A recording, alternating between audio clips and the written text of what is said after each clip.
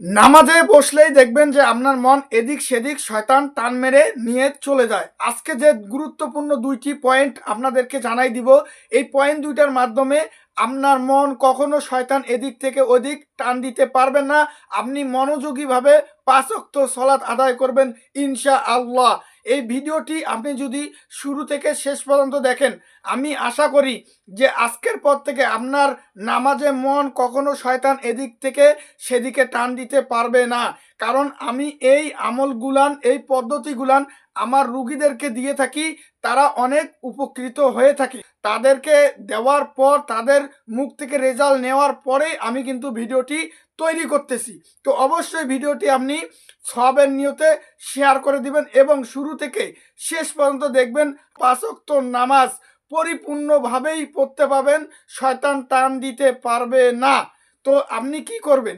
এই সহজ ২টা পদ্ধতি বাতাই দিব, এই পদ্ধতি ২টা আপনি ইউজ করবেন। আর আজকের যে পদ্ধতি ২টা বাতাই দিব, তার একটি পদ্ধতি আপনি প্রতিটা মানুষ, প্রতিটা ব্যক্তি, আরবি পড়েনি কিংবা শিক্ষিত না অশিক্ষিত, সে শুধু নামাজটাই জানে, সেও এই পদ্ধতিটা ইউজ করে তার মন শয়তান কখনোই টেনে নিয়ে যেতে পারবে না।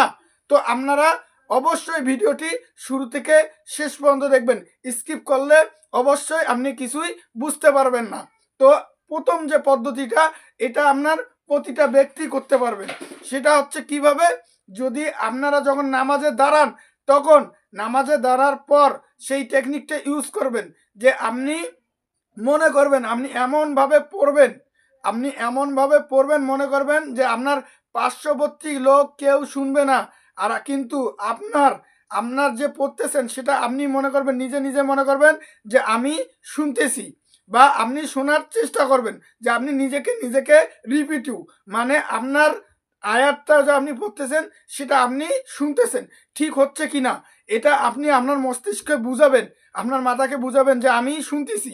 যখন আপনি এদিক দিয়ে মুখ দিয়ে পড়বেন এবং মাথা দিয়া, মানে মগজ দিয়া এবং আপনার কর্ণ দিয়া, সব কিছু দিয়ে আপনি মনে করবেন যে আমি শুনতেছি, রিপিটিভ, মানে আপনার মুখ দিয়ে রিপিট করবেন এবং কান দিয়ে শ্রবণ করবেন।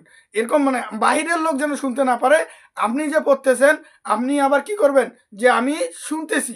তখন আপনার ব্রেনটা, এই মস্তিষ্কটা শয়তান নিয়ে যাওয়ার কোনো স্কোপ পাবে না। এটা হচ্ছে গুরুত্বপূর্ণ একটি টপিক। আর দ্বিতীয় যে টপিকটা, সেটা হচ্ছে যারা অর্থ জানে, যারা আরবির অর্থ জানে, তারা এই আরবি পড়বে এবং অর্থটা স্মরণ করবে। এই টপিকটা অনেক কঠিন, এটা শুধু আলেম ওলামারাই করে থাকে। তা এটা অনেকেই বলেছে, কিন্তু এটা পালন করা খুব কষ্টকর। তো প্রথম যে টপিকটা বাতাই দিছি, ইনশাআল্লাহ প্রতিটা ব্যক্তি করতে পারবে। তো এই ভিডিওটি যদি আপনি দেখে উপকৃত হয়ে থাকেন, তো অবশ্যই শেয়ার করে দিবেন এবং অন্য আরও হাজার হাজার মুমিন ভাইদেরকে এই ৫ ওয়াক্ত সলাত মানে সঠিকভাবে, মন যেন শয়তান টেনে নিয়ে না জিততে পারে, এই কারণে সঠিকভাবে যেন পড়তে পারে সেই সুযোগ করে দিবেন ইনশাআল্লাহ।